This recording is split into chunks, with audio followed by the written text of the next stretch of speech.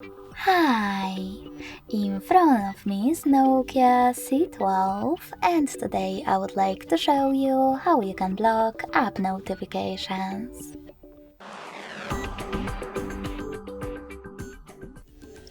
First of all, go into Settings and click on Notifications.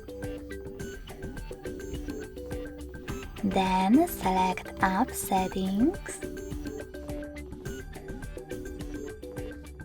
and click on the switcher next to one of your apps from which you want to block notifications, like Gbird.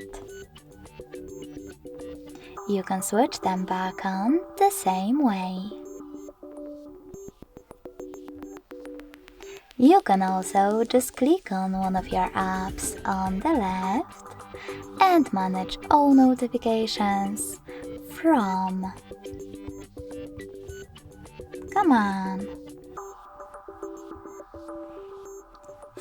this settings.